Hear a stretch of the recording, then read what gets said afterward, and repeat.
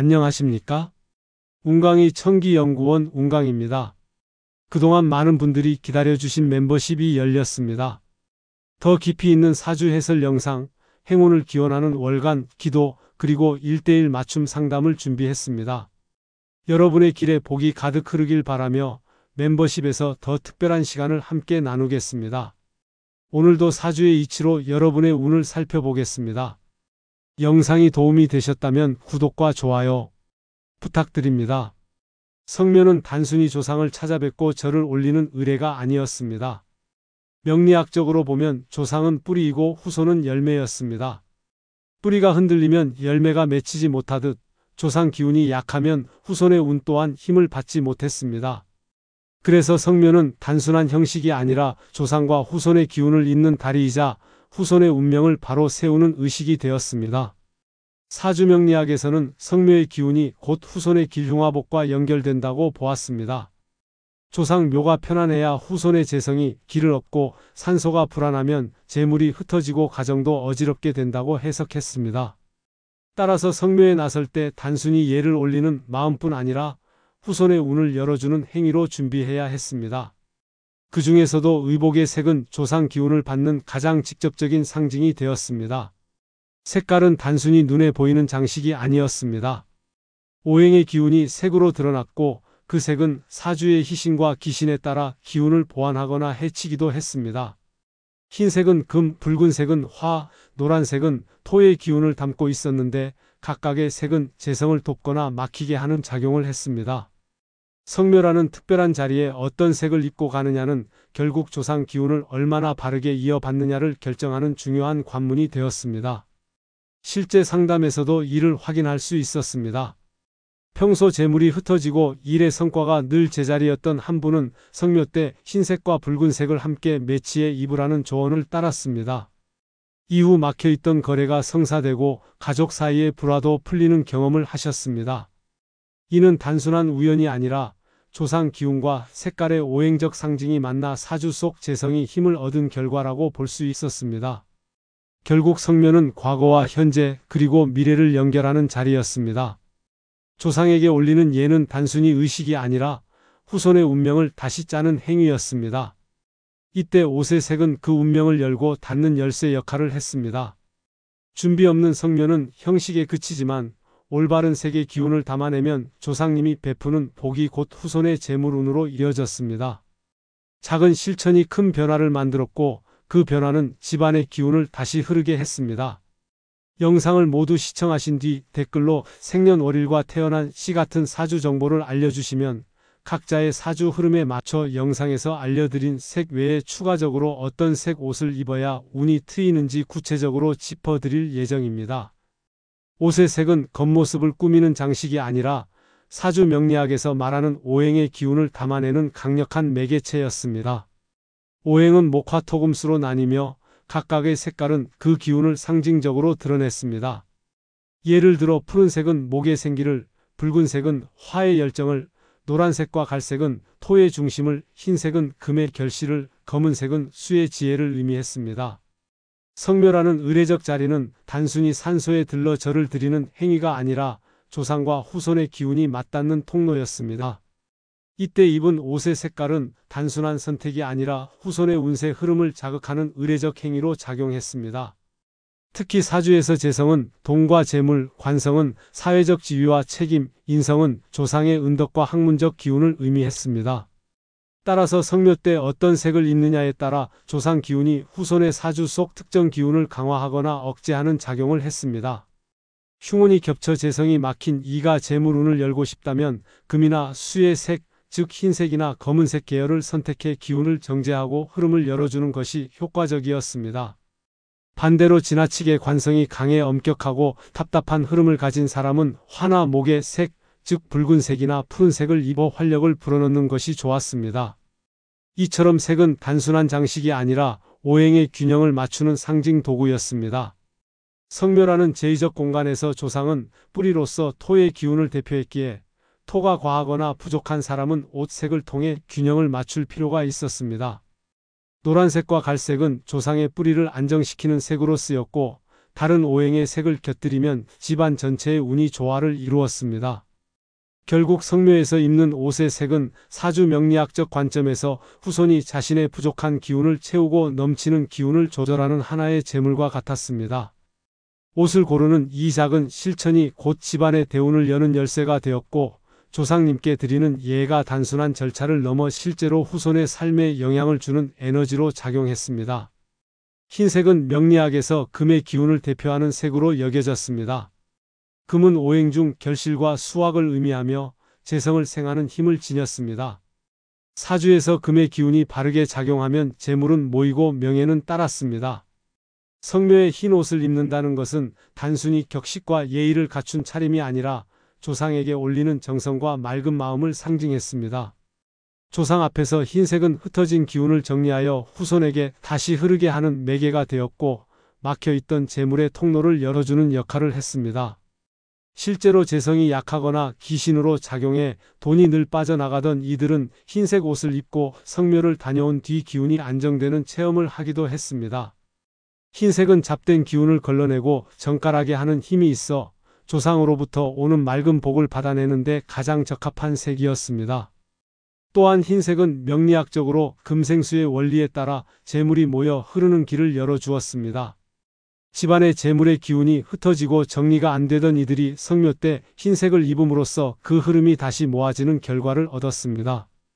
더불어 흰색은 청결과 순수함을 상징해 조상 기운을 방해 없이 흡수할 수 있도록 도와주었습니다. 흰색의 기운은 명리학에서 희신으로 작용할 때 특히 강력한 효력을 발휘했으며, 묘지의 음기와 탁기를 정화해 후손에게 기운을 연결시켰습니다.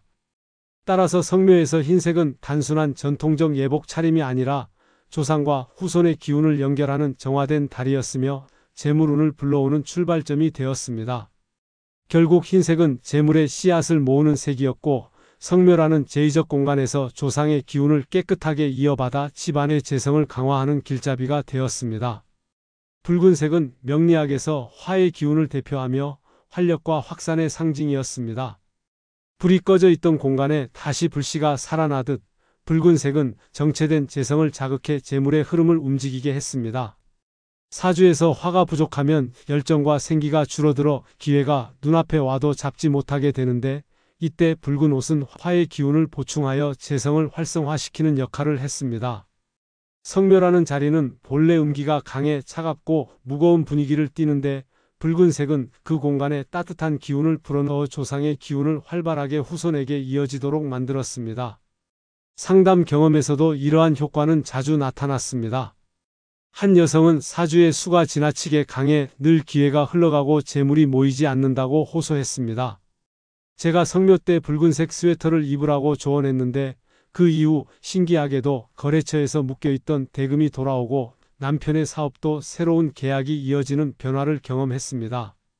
이는 붉은색이 화의 기운을 더해 재성의 문을 열었기 때문이었습니다. 또한 붉은색은 단순히 재물운뿐 아니라 건강과 활력에도 깊이 연관되었습니다. 혈액과 심장을 상징하는 붉은색은 신체 에너지를 강화해 후손이 조상 기운을 제대로 받을 수 있도록 돕는 작용을 했습니다. 그러나 모든 경우에 붉은색이 긍정적으로 작용하는 것은 아니었습니다. 사주에서 이미 화가 과도하게 많아 성급하고 조급한 기운이 강한 경우라면 붉은색을 과도하게 쓰는 것은 오히려 다툼과 지출을 부를 수 있었습니다. 이럴 때는 작은 액세서리, 스카프나 넥타이처럼 포인트로만 활용하는 것이 바람직했습니다. 결국 붉은색은 부족한 화의 기운을 보충하고 재성의 흐름을 깨우는 색으로 성묘라는 의례적 공간에서 집안에 잠자고 있던 재물운을 다시 확산시키는 불씨가 되었습니다. 붉은 옷 한 조각이 집안의 기운을 흔들고 재물운을 되살리는 계기가 될 수 있었습니다. 성묘에서 붉은색을 입는 것은 단순한 색의 선택이 아니라 조상 기운과 사주의 흐름을 조화시켜 후손의 삶을 변화시키는 상징적 행위였습니다. 노란색은 명리학에서 토의 기운을 대표했습니다. 토는 모든 만물을 품고 길러내는 대지의 힘을 지녔으며, 재물이 들어와도 머물지 못하고 흩어지는 것을 막아주는 근본이 되었습니다. 사주에서 토가 적절히 작용하면 재성은 뿌리를 내리고 안정적으로 자라났습니다. 반대로 토가 지나치게 약하면 재물이 흩어지고 가정과 재산이 늘 불안정하게 흔들렸습니다. 성묘라는 자리는 본래 조상의 뿌리와 연결되는 신성한 공간이기에 이때 노란색 옷을 입는 것은 후손이 조상의 안정된 기운을 받아 삶의 기반을 단단히 다지게 하는 중요한 실천이었습니다. 상담 사례에서도 그 효과가 뚜렷했습니다. 한 여성은 늘 돈이 들어와도 곧 빠져나가고 저축이 되지 않아 고민이 많았습니다. 사주를 보니 토의 기운이 약해 재성이 머무르지 못하는 형국이었습니다. 제가 성묘 때 노란색 옷을 입으라고 권했는데 이후 집안의 소비 패턴이 자연스럽게 줄고 재정이 점차 안정되기 시작했다고 전했습니다. 이는 토의 기운을 보완한 덕분에 재물이 자리를 잡고 뿌리 내린 결과로 해석할 수 있었습니다. 노란색은 또한 풍요와 번영의 상징으로도 작용했습니다. 땅이 비옥해야 곡식이 자라는 것처럼 노란색은 삶의 결실을 풍성하게 만드는 기운을 불러왔습니다. 성묘에서 노란 옷을 입는 것은 단순히 단정함을 나타내는 차림새가 아니라 후손의 재물운이 단단히 자리 잡고 조상님의 은덕이 생활 속에서 열매를 맺도록 돕는 상징적인 행위였습니다. 특히 토가 희신으로 작용하는 사주에게는 이 색이 강력한 안정의 힘을 주었고 가정의 재정적 기초를 강화하는 열쇠가 되었습니다. 결국 노란색은 성묘 자리에서 조상과 후손을 이어주는 토의 달이었습니다. 후손이 이 색을 입음으로써 집안의 재물운은 흩어지지 않고 뿌리 깊이 자리 잡았으며 안정 속에서 번영으로 이어지는 흐름이 완성되었습니다. 성묘라는 자리는 조상과 후손의 기운이 직접 연결되는 중요한 공간이었기에 그날의 옷차림은 단순한 예의가 아니라 기운의 문을 여는 열쇠가 되었습니다. 그러나 모든 색이 길하게 작용한 것은 아니었습니다. 특히 검정이나 탁한 색은 피해야 할 색으로 꼽혔습니다. 검정은 전통적으로 상복과 연결되어 죽음과 끝맺음을 상징했습니다.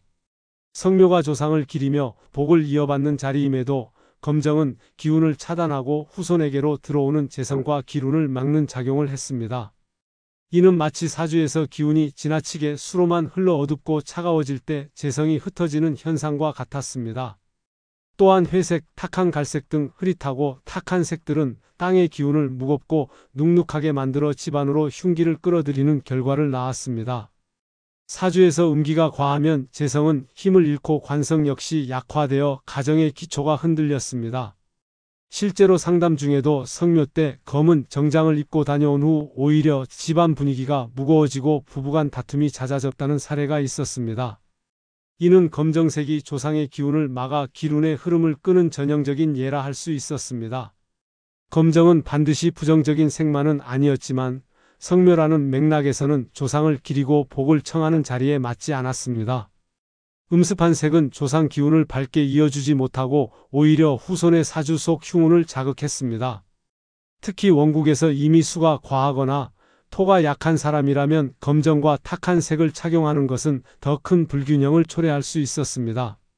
결국 성묘 자리에서의 옷차림은 조상에게 예를 표하는 동시에 후손의 운을 다지는 중요한 의식이었습니다. 검정과 탁한 색은 조상 기운을 막고 음기를 불러 재물운을 흩어지게 만들었기에 반드시 피해야 했습니다. 깨끗하고 밝은 색을 선택하는 것이 곧 조상 복을 이어받고 재물을 머물게 하는 첫걸음이었습니다. 전라북도 김제에 사는 63세 김분여 씨는 저희 채널 멤버십 회원 중 한 분이었습니다. 김 씨는 평소 성묘에 갈 때 검정이나 회색 계열의 옷만 고집하셨습니다. 사주를 보니 원래 재성은 분명히 자리하고 있었지만 인성이 약해 스스로 확신을 갖지 못하고 기회가 와도 놓치곤 하셨습니다. 늘 마음이 불안정해 돈은 들어와도 늘 나가버린다라는 말씀을 자주 하셨는데 이는 곧 부정적인 언어가 기운을 닫아버리는 상황과도 맞닿아 있었습니다. 제가 상담에서 권해드린 것은 단순했습니다.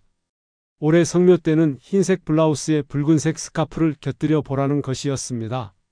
처음에는 큰 의미가 있겠냐며 반신반의 하셨지만 그래도 조언대로 실천하셨습니다. 성묘를 다녀온 뒤 김 씨는 놀랍게도 마음이 전보다 훨씬 가벼워졌다라고 말씀하셨습니다. 그동안 성묘를 다녀오면 늘 피곤하고 무겁던 기운이 이번에는 오히려 상쾌하고 밝게 느껴졌다고 하셨습니다. 그 이후로 김 씨는 이전보다 자신감 있게 사람들을 대하고 그동안 미뤄두었던 거래처에도 먼저 연락을 하기 시작했습니다. 몇 달 뒤에는 묵혀있던 거래가 성사되면서 적지 않은 돈이 들어오게 되었고 집안의 재정 흐름이 조금씩 안정되었습니다. 김 씨는 이것이 단순히 옷 색깔의 마법이라고 생각하지는 않았습니다. 다만 색깔의 기운이 마음을 긍정적으로 바꾸고 그로 인해 행동이 달라졌다는 것을 직접 체험하신 것이었습니다. 이 사례는 색이 단순히 눈에 보이는 장식이 아니라 사주 속 오행의 흐름을 자극해 내면의 기운을 바꾸는 도구임을 보여주었습니다. 흰색은 조상 기운을 정갈히 받아들이게 하고 붉은색은 꺼져 있던 열정을 되살려 행동력을 자극했습니다. 결국 김 씨의 재물운은 색의 기운에 의해 열린 것이 아니라 색을 매개로 스스로 긍정적인 태도와 노력을 끌어낸 결과였습니다. 이처럼 성묘에서 옷의 색을 신중히 선택하는 작은 실천이 후손의 마음을 바꾸고 삶의 흐름을 새롭게 여는 전환점이 될 수 있었습니다. 성묘에서 어떤 색을 입는가 하는 문제는 단순한 거칠애가 아니라 사주의 흐름과 맞닿아 있었습니다. 사람마다 타고난 팔자는 다르지만 명리학에서는 그 흐름을 따라가며 부족한 기운을 채우고 과한 기운을 줄임으로써 운을 바꿀 수 있다고 보았습니다. 사주가 약하다고 해서 평생 돈이 모이지 않는 것은 아니었고 반대로 강하다고 해서 노력 없이 부자가 되는 것도 아니었습니다. 중요한 것은 자신에게 맞는 길을 찾고 그 길에 맞춰 작은 실천을 이어가는 것이었습니다. 색의 힘 역시 그 연장선이었습니다. 흰색은 정갈한 마음을 지켜주었고 붉은색은 다시 도전할 수 있는 용기를 북돋았으며 노란색은 안정 속에서 재물이 뿌리 내릴 수 있는 기반을 주었습니다. 이렇게 조상의 기운과 사주의 흐름이 색을 통해 교차되었을 때 사람은 마음을 편안히 하고 스스로를 믿으며 더 긍정적인 행동을 이어갈 수 있었습니다.